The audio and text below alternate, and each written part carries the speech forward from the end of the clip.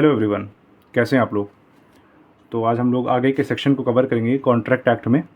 तो अगर आपने इससे पहले के सेक्शन वाली वीडियो नहीं देखी है तो आप वो देख लीजिएगा पहले, तब आपको और अच्छे से समझ में आएगा। ठीक है, तो चलिए स्टार्ट करते हैं। तो आज का सेक्शन है सेक्शन 10, जो कि बात करता है व्हाट एग्रीमेंट आर कॉन्ट्रैक्ट्स।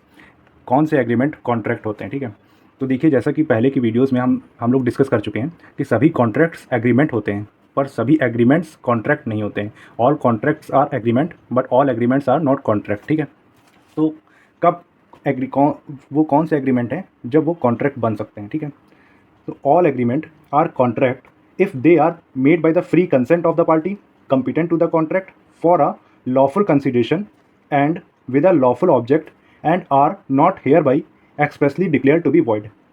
तो सेक्शन 10 वो एजेंशियल्स बताता है जो एक एग्रीमेंट में होने चाहिए उस एग्रीमेंट को कॉन्ट्रैक्ट बनने के लिए। तो पहला एजेंशियल है कि एक एग्रीमेंट होना चाहिए। ठीक है, तो सभी एग्रीमेंट कॉन्ट्रैक्ट तब बनते हैं जब वो एग्रीमेंट पार्टीज़ की फ्री कंसेंट से होना चाहिए।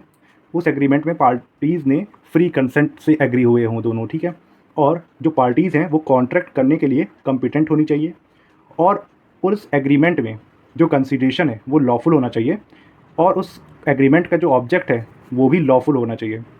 ठीक है, तो कहने का मतलब है कि कोई एग्रीमेंट कॉन्ट्रैक्ट तभी बन सकता है जब वो पार्टीज़ की फ्री कंसेंट से बनेगा, और जो भी पार्टीज़ हैं वो दोनों कॉम्पिटेंट होनी चाहिए, और जो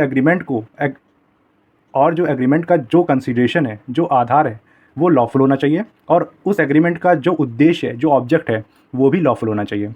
जब ये चारों कंडीशन फुलफिल हो जाएंगी कि जब ये चारों कंडीशन फॉलो करके कोई एग्रीमेंट बनता है तो उसे कहा जा सकता है कि अब यहाँ पे एक कॉन्ट्रैक्ट हुआ है।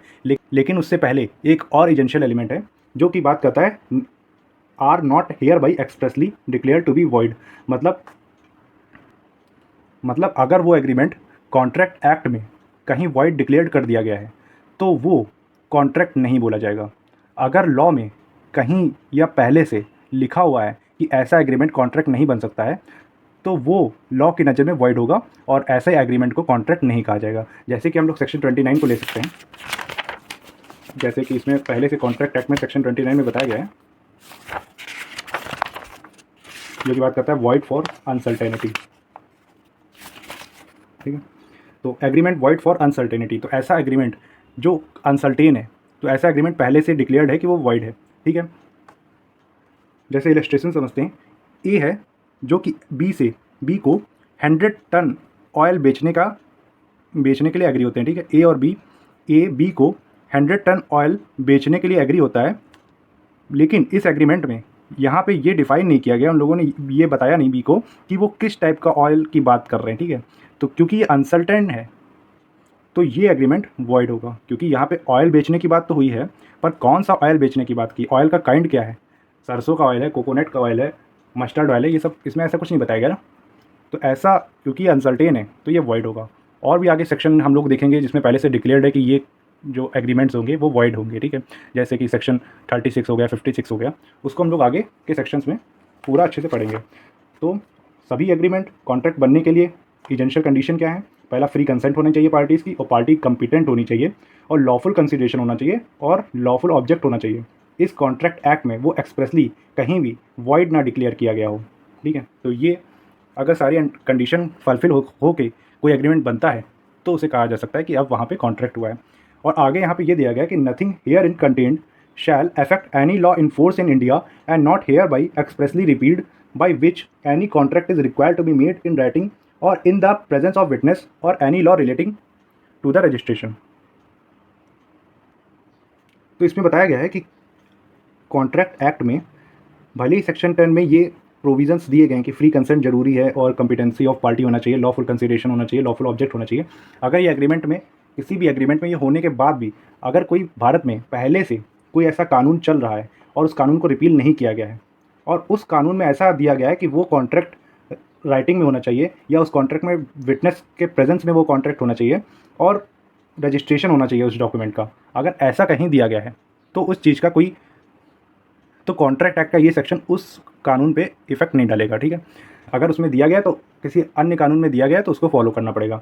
तो कहने का मतलब है, भले ही कोई एग्रीमेंट कॉन्ट्रैक्ट एक्ट के सेक्शन 10 की सारी कंडीशन फुलफिल करता है, लेकिन भारत में अन्य कानून में ऐसा दिया गया है जो कॉन्ट्रैक्ट है वो रिटर्न होना चाहिए, ठीक है। अगर ऐसा दिया गया कि कॉन्ट्रैक्ट रिटर्न होना चाहिए और पार्टीज़ के प्रेजेंस में होना चाहिए, उनका विटनेस ज़रूरी है दो पार्टीज़ का, और उस जो डॉक्यूमेंट है वो रजिस्टर्ड होना चाहिए, अगर ऐसा कहीं दिया गया है, ठीक है, तो वहाँ पे उस कानून को मानना पड़ेगा। जैसे कि आप ट्रांसफ़र ऑफ प्रॉपर्टी एक्ट ले लीजिए, उसमें जो सेल डीड है उसमें बताया गया है रिटर्न में होनी चाहिए, जबकि कॉन्ट्रैक्ट एक्ट में ऐसा कहीं नहीं बताया गया है कि कॉन्ट्रैक्ट रिटर्न में ही होना चाहिए या फिर ओरल ही होना चाहिए। कॉन्ट्रैक्ट कैसे भी हो सकता है, कॉन्ट्रैक्ट एक्ट में बताया गया है, लेकिन ट्रांसफ़र ऑफ प्रॉपर्टी एक्ट में जैसे बताया गया है कि सेल डीड रिटर्न होनी चाहिए और रजिस्टर्ड होनी चाहिए।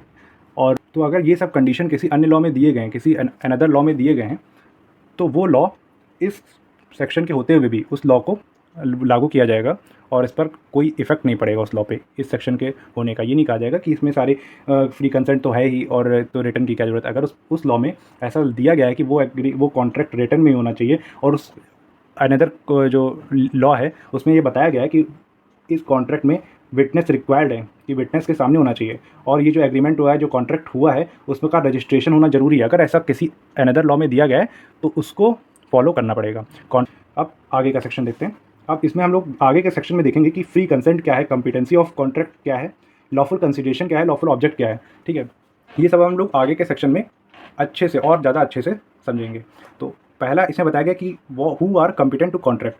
अब इसमें बोला गया कि पार्टीज़ कॉम्पिटेंट होनी चाहिए, तो सेक्शन 11 ये बताता है कि कौन सी पार्टीज़ कॉम्पिटेंट कहलाएंगी किसी भी कॉन्ट्रैक्ट की।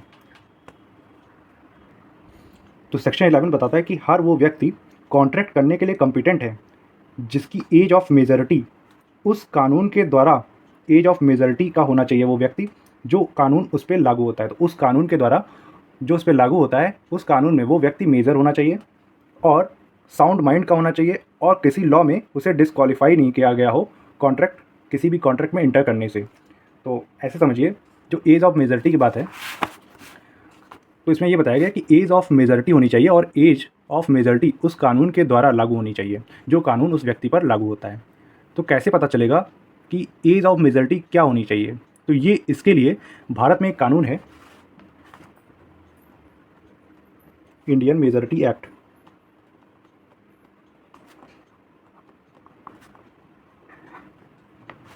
तो भारत में कानून है एक इंडियन मेजॉरिटी एक्ट, जिसके अनुसार अगर कोई व्यक्ति 18 साल का हो जाता है तो उसे कंसिडर किया जाएगा कि वो मेजर है, ठीक है, तो उसे मेजर कंसिडर किया जाएगा। और इंडियन मेजॉरिटी एक्ट में ये भी बताया गया है कि अगर किसी व्यक्ति के लिए कोई लीगल गार्जियन अपॉइंट किया गया है कोर्ट के द्वारा,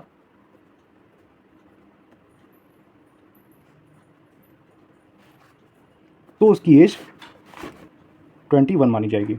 तो इंडियन मेजॉरिटी एक्ट में एज ऑफ मेजॉरिटी बताई गई है 18, और तो इंडियन मेजॉरिटी एक्ट में बताया गया है कि अगर कोई व्यक्ति 18 साल का है तो वो मेजर माना जाएगा, और अगर कोर्ट के थ्रू कोई लीगल गार्जियन उस व्यक्ति के लिए अपॉइंट किया गया है तो उसकी एज 21 जब हो जाएगी तब वो मेजर माना जाएगा, ठीक है। तो बस इतनी सी बात होती है। ये तो पहला क्राइटेरिया ये बता देता है कि मेजॉरिटी क्या है, एज ऑफ मेजॉरिटी क्या है, तो आप समझ गए कि मेजर होना चाहिए। पहला क्राइटेरिया है कॉम्पिटेंसी का कि वो मेजर होना चाहिए। दूसरा क्राइटेरिया बात करता है जो वो व्यक्ति है जो कॉन्ट्रैक्ट में इंटर हो रहा है, ठीक है, वो साउंड माइंड का होना चाहिए, सही दिमाग का होना चाहिए और स्वस्थ चित्त का होना चाहिए। मतलब उसकी मेंटल कैपेसिटी ऐसी होनी चाहिए कि वो कॉन्ट्रैक्ट का क्या नेचर है, क्या कॉन्सिक्वेंसेस हैं, ये समझने योग्य हो जब वो कॉन्ट्रैक्ट कर रहा हो, ठीक है। तो इसको ऐसे समझिए, ए ने बी के साथ कॉन्ट्रैक्ट किया जब बी नशे में था, ठीक है। बी ने बी के साथ कॉन्ट्रैक्ट किया, एक कॉन्ट्रैक्ट में एंटर हुआ ए बी के साथ कि तुम मुझे अपनी बाइक 3000 में बेच दो। चूँकि जो बी है उस टाइम उसने अल्कोहल पी रखी थी, तो उसको उस एग्रीमेंट का क्या कॉन्सिक्वेंसेस होगा, क्या नेचर, उसको समझ में नहीं आया, उसने साइन कर दिया। तो अब ये एग्रीमेंट वैलिड नहीं होगा क्योंकि बी साउंड माइंड में नहीं था उस टाइम, ठीक है, बी अनसाउंड माइंड में था। क्योंकि जब बी ने एग्री हुआ अपनी बाइक 3000 रुपये में बेचने के लिए, तब बी को ये बिल्कुल नहीं पता था कि वो क्या कर रहा है, ठीक है। उसकी जो मेंटल कैपेसिटी थी वो ये चीज़ नहीं समझ पा रही थी कि वो क्या कर रहा है, उसने बस साइन कर दिया। तो ये जो एग्रीमेंट है वो वैलिड एग्रीमेंट नहीं होगा, क्योंकि यहाँ पे जो ये ए है तो वो इस टाइम अनसाउंड माइंड है, वो साउंड माइंड का नहीं है, स्वस्थ चित्त का नहीं है, ठीक है। तो स्वस्थ चित्त और साउंड माइंड का यहाँ मतलब सिर्फ पागल होने से नहीं है, यहाँ बात ये करता है कि वो जो एग्रीमेंट कर रहा है वो उसका कॉन्सिक्वेंसेस समझने योग्य हो। जब वो कॉन्ट्रैक्ट, कोई भी कॉन्ट्रैक्ट कर रहा है तो उसका कॉन्सिक्वेंसेस समझने योग्य हो कि उस कॉन्ट्रैक्ट का क्या इफेक्ट होगा, ठीक है। तो साउंड माइंड का होना चाहिए और किसी भी लॉ में उसको डिस्क्वालीफाइड नहीं किया गया हो। तो कुछ व्यक्तियों को जैसे लॉ में डिस्क्वालीफाई किया गया है किसी भी एग्रीमेंट में इंटर होने से, जैसे कि माइनर को लॉ में डिस्क्वालीफाई किया गया है कि वो कोई कॉन्ट्रैक्ट नहीं कर सकता, या कोई इंटॉक्सिकेटेड पर्सन है, जैसा कि यहाँ पे हम लोगों ने एग्जांपल देखा कि वो इंटॉक्सिकेटेड है इस टाइम, ठीक है, वो नशे में है, तो उसको नहीं पता कि इसका क्या नेचर है और क्या कॉन्सिक्वेंसेस हैं, तो इसके साथ जो एग्रीमेंट किया गया है वो भी वैलिड नहीं होगा। और या फिर वो कन्विक्टेड है, जेल में है, या फिर किसी कोर्ट में, या फिर किसी कोर्ट के द्वारा उसको मेंटली इनकेपेबल डिक्लेयर कर दिया गया है किसी भी कॉन्ट्रैक्ट करने के लिए, ठीक है। तो अगर ये सब कंडीशंस हैं तो उसे मान लिया जाएगा कि उसको डिस्क्वालीफाइड किया गया है लॉ में। और अगर वो कन्विक्टेड है तो जब वो रिलीज़ होगा तो वो किसी कॉन्ट्रैक्ट में वापस क्वालिफाइड हो जाएगा किसी भी कॉन्ट्रैक्ट में इंटर होने के लिए। तो डिस्क्वालीफाइड बाई लॉ का मतलब समझ गए, माइनर होना चाहिए, मान लीजिए एग्जांपल्स हैं कि अगर कोई माइनर है तो वो माइनर डिस्क्वालीफाइड है, ठीक है, इंटॉक्सिकेटेड पर्सन है, या फिर कन्विक्टेड है, वो अगर जेल में है तो उसको अभी इस टाइम वो डिस्क्वालीफाइड है किसी भी कॉन्ट्रैक्ट में इंटर होने से, पर जैसे ही वो रिलीज़ होगा वो वापस क्वालिफाइड हो जाएगा कॉन्ट्रैक्ट करने के लिए। या फिर कोर्ट ने उसको डिक्लेयर कर दिया है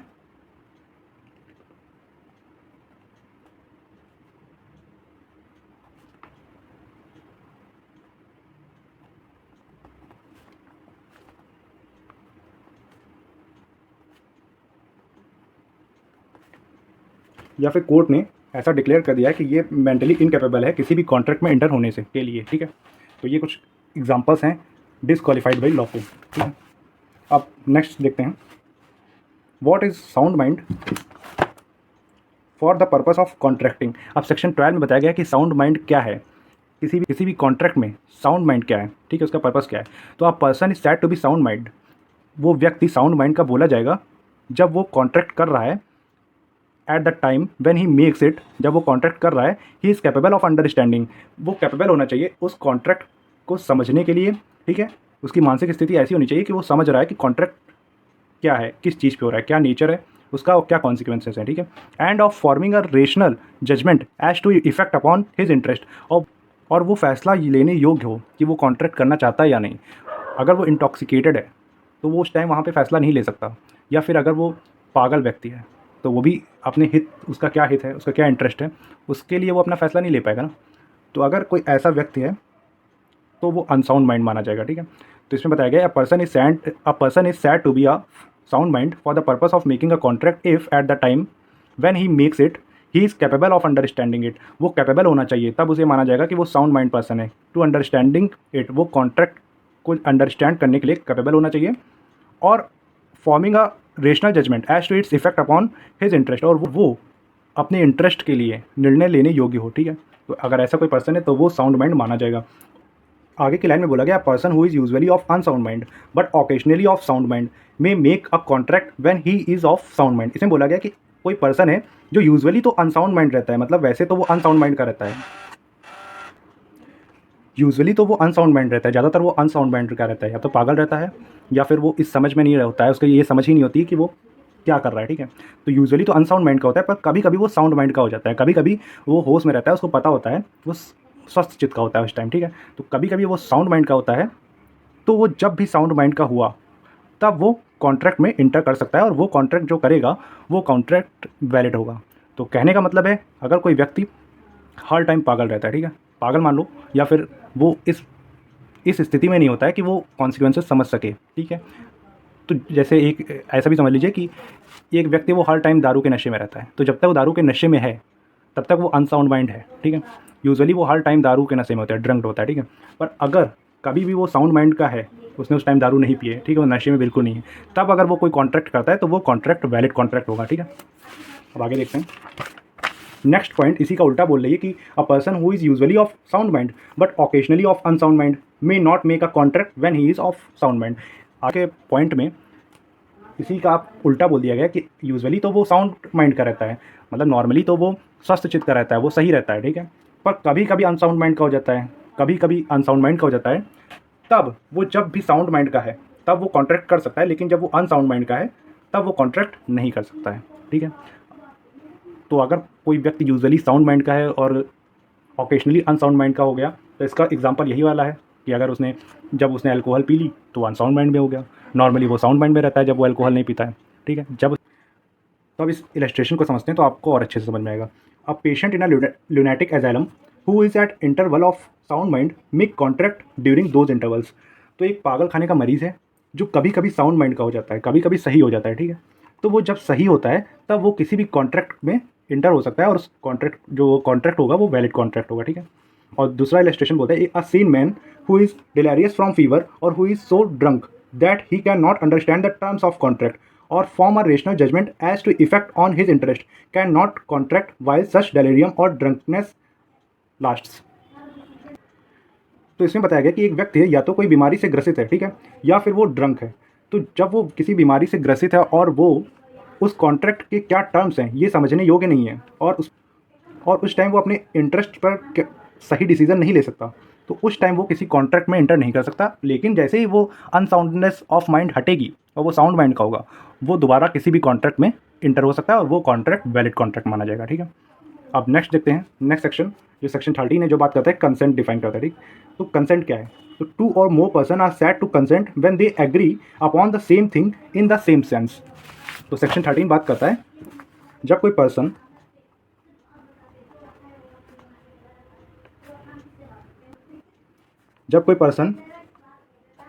सेम थिंग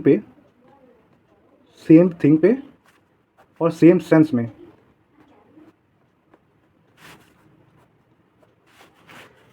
किसी बात को लेके एग्री होता है, तो वहाँ बोला जाएगा कि यहाँ पे कंसेंट हुई। एग्जाम्पल से समझते हैं, ए और बी में एक एग्रीमेंट हुआ, ए बी को अपनी बाइक, ठीक है, ए बी को अपनी बाइक 10,000 में बेचना चाहता है। ठीक है, 10,000 में ए बी को बाइक बेचना चाहता है। तो ए ने प्रपोजल दिया कि मैं अपनी बाइक 10,000 में बेचना चाहता हूँ, बी ने इसको एक्सेप्ट कर लिया, तो यहाँ पे बोला जाएगा कि उसने consent they the same thing में। ठीक है, तो यहाँ पे सेम बाइक पे उसने कंसेंट दे दी कि हाँ मैं तुमसे ये बाइक खरीद लूँगा। अब दूसरा एग्जांपल, अब यहाँ ए के पास 2 बाइक हैं, ठीक है, एक ब्लैक है एक रेड है, और ए ने कहा कि मैं तुम्हें अपनी बाइक बेचना चाहता हूँ 10,000 में। बी ने कहा ठीक है मैं तुम्हारी बाइक खरीद लूँगा 10,000 में। लेकिन बी को लगता है कि ए अपनी ब्लैक बाइक बेच रहा है, लेकिन ए को लगता है कि वो जो बी है वो रेड बाइक के लिए एग्री हुआ है, क्योंकि ए यहाँ पे रेड बाइक बेच रहा है, पर उसने क्लियरली बोला नहीं वो कौन सी बाइक बेच रहा है। तो जो यहाँ पे चीज़ है वो सेम सेंस पे दोनों के बीच में जो कॉन्ट्रैक्ट हुआ है वो सेम सेंस में नहीं हुआ है, तो यहाँ पे बोला जाएगा कि कंसेंट नहीं हुई है। ठीक है, तो सेम सेंस और सेम थिंग दोनों का एग्जाम्पल से आप समझ गए। अब आगे के सेक्शन में बात करते हैं फ्री कंसेंट की। तो सेक्शन 14 बात करता है कि कोई भी कंसेंट कब फ्री कंसेंट मानी जाएगी। तो अगर कोई भी कंसेंट तब फ्री कंसेंट मानी जाएगी जब वो कंसेंट किसी भी कोवर्शन के द्वारा ना ली गई हो, या अंडू इन्फ्लुएंस के द्वारा ना ली गई हो, या कोई फ्रॉड करके ना लिया गया हो, या फिर मिस रिप्रेजेंटेशन करके कोई भी कंसेंट अगर ली गई है, या फिर मिस्टेक के द्वारा कोई कंसेंट ली गई है, तो ऐसी कंसेंट को फ्री कंसेंट नहीं माना जाएगा। ये सब चीज़ को आगे डिफाइन किया गया है, जैसे कोवर्शन को सेक्शन 15 में, अंडू इन्फ्लुएंस को सेक्शन 16 में, फ्रॉड को 17 में, और मिस रिप्रेजेंटेशन को 18 में, और मिस्टेक को 20, 21 एंड 22 में। तो इन सेक्शंस में हम लोग इसको डिटेल में समझेंगे कि क्या है कोवर्शन, पर अभी के लिए आपको एग्जाम्पल के थ्रू समझा देते हैं कि ये सब का मतलब क्या है। ठीक है,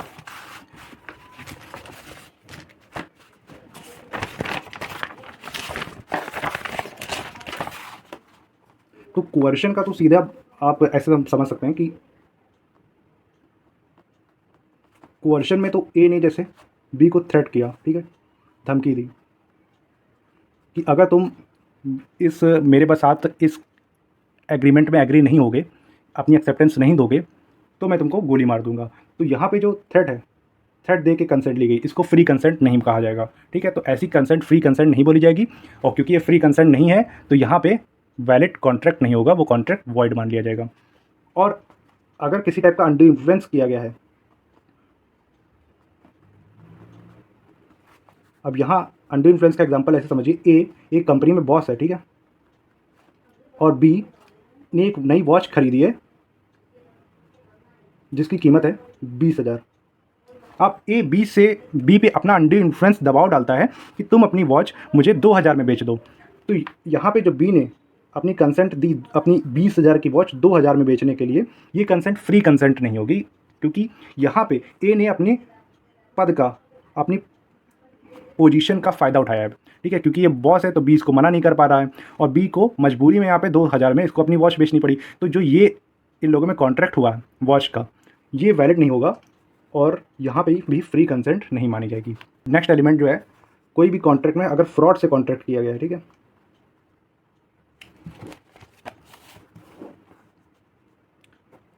फ्रॉड को ऐसे समझ लीजिए कि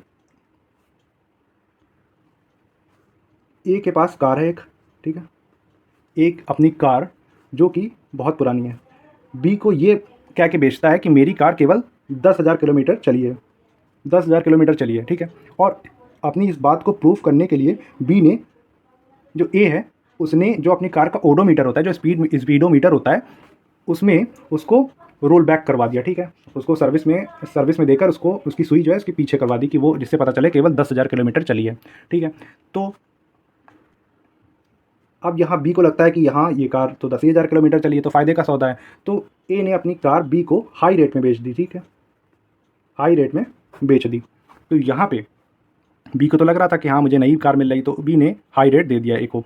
तो यहाँ पे ए ने इसके साथ फ्रॉड किया, उसकी कार तो बहुत पुरानी थी पर उसने ओडोमीटर को में चेंज करके उसको 10,000 दिखाया और बताया कि मेरी कार केवल 10,000 किलोमीटर चली है।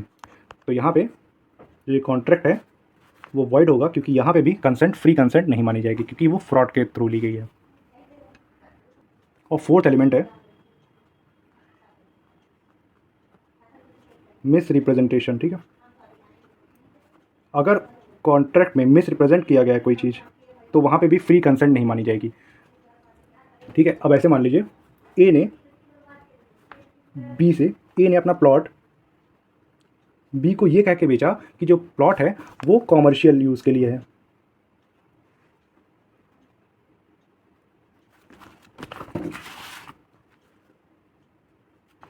जबकि जो प्लॉट था वो केवल रेजिडेंशियल यूज़ के लिए था, ठीक है। तो यहाँ पे जो बी ने फैक्ट को मिस रिप्रेजेंट करके ए के सामने पेश किया और बी को क्योंकि बिजनेस करना था तो बी ने इसका प्लॉट खरीद लिया। तो यहाँ पे रिप्रेजेंटेशन होने के कारण यहाँ पे भी फ्री कंसेंट नहीं मानी जाएगी। और लास्ट है मिस्टेक। मिस्टेक को ऐसे समझिए, ए और बी, ठीक है, ए की आर्ट गैलरी है, ठीक है, बी ने ए की आर्ट गैलरी से एक पेंटिंग खरीदी थी। ये बी को लगा कि ये जो पेंटिंग है वो ओरिजिनल है और एक फेमस आर्टिस्ट की है, ठीक है। तो बी ने ये पेंटिंग इसलिए ली क्योंकि बी को लगा कि ये एक फेमस आर्टिस्ट की है और ओरिजिनल है, ठीक। और ए को भी इस बात का पता नहीं था, ए को भी यही लगा था, ए भी अपनी उसने आर्ट गैलरी में इसीलिए रखा था क्योंकि उसको लगा कि हाँ ये फेमस आर्टिस्ट की है और ओरिजिनल वर्क है। तो इन दोनों को इस फैक्ट के बारे में नहीं पता था कि ये जो पेंटिंग है वो फेक है, ठीक है, ओरिजिनल नहीं है। और बी ने क्योंकि इसको ओरिजिनल समझा तो हाई रेट में इसको ख़रीद लिया। तो यहाँ पे जो कंसेंट है, यहाँ पे कंसेंट फ्री कंसेंट नहीं मानी जाएगी, ठीक है। तो हम लोगों ने समझ लिया कि कंसेंट क्या है। कंसेंट में जब दो व्यक्ति आपस में, दो या दो से ज़्यादा व्यक्ति आपस में एक ही चीज़ के लिए एग्री होते हैं, एक ही चीज़ के लिए एक ही सेंस में एग्री होते हैं, तो कहा जाएगा कि कंसेंट हो गई।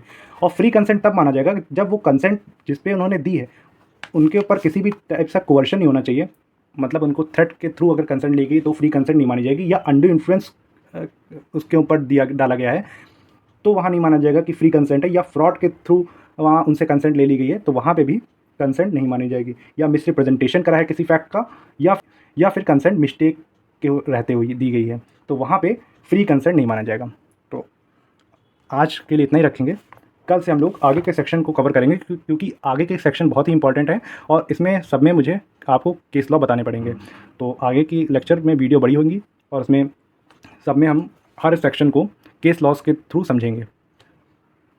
तो आगे के जो नेक्स्ट लेक्चर होने वाले हैं बहुत ही इंपॉर्टेंट होने वाले हैं, उसमें केस लॉ भी कवर करे जाएंगे और हर सेक्शन को और भी ज़्यादा डिटेल में समझा जाएगा। अभी हम लोगों ने ऊपर ऊपर से समझ लिया है कि क्या कोवर्शन है, क्या अनड्यू इन्फ्लुएंस है, क्या फ्रॉड है, क्या मिसरिप्रेजेंटेशन है, क्या मिस्टेक है। इसको और डिटेल में केस लॉ के साथ हम लोग नेक्स्ट वीडियो में समझेंगे, ठीक है। तो अगर आपने हमारे चैनल को सब्सक्राइब नहीं किया है तो उसको सब्सक्राइब कर लीजिए और बेल आइकन दबा दीजिए, जिससे आपको मेरी नेक्स्ट वीडियो की नोटिफिकेशन मिल सके। और अगर आपको वीडियो अच्छी लगी हो तो वीडियो को लाइक करके जाइएगा, ठीक है। तो मिलते हैं नेक्स्ट वीडियो में। Thank you.